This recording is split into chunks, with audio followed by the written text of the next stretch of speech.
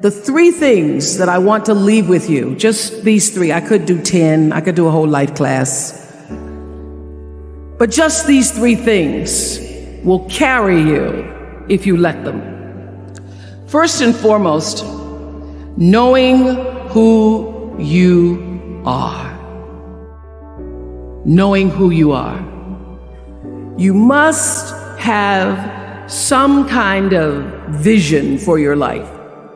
Even if you don't know the plan, you have to have a direction in which you choose to go. I never was the kind of woman who liked to get in a car and just go for a ride. I had a boyfriend who would say, let's just go for a ride. I want to know, where are we going? Do we have a destination? Is there a plan? Or are we just riding? What I've learned is that's a great metaphor for life.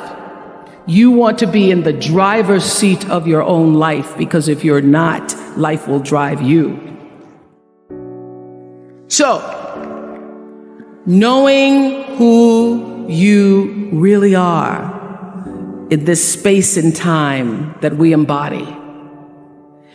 That's number one. What do you want? Who are you? Number two, you must find a way to serve. Martin Luther King said that not everybody can be famous, but everybody can be great, because greatness is determined by service. Now, we live in a world where everybody wants to be famous, and where we admire people for just being famous. We think being known brings us value. The truth is, all of that will fade in time.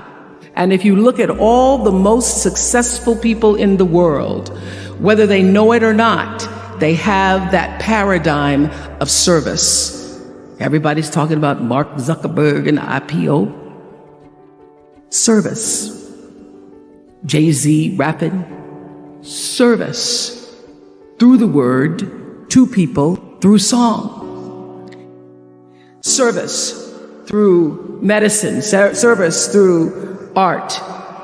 Using whatever it is you produce, your product, as a way of giving back to the world. When you shift the paradigm of whatever it is you choose to do to service, and you bring significance to that, success will, I promise you, follow you. Service and significance equals success. That's number two. Number three, it's so simple, but so hard to do. Always do the right thing. Always.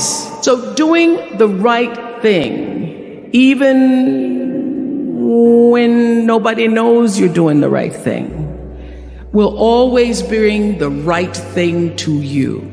I promise you that. Why? Because the third law of motion is always at work. For every action, there's an equal and opposite reaction. That is so true in all of our lives.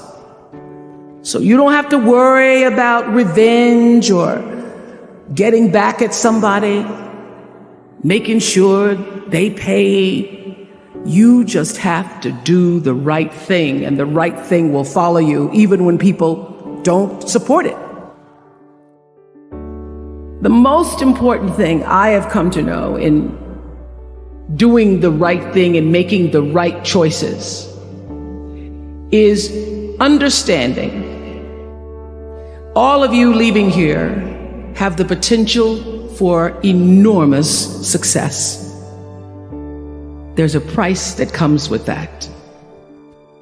People don't always like you, and they're not always happy for you. And if you surround yourself with people who are not accustomed to your success, they become fearful.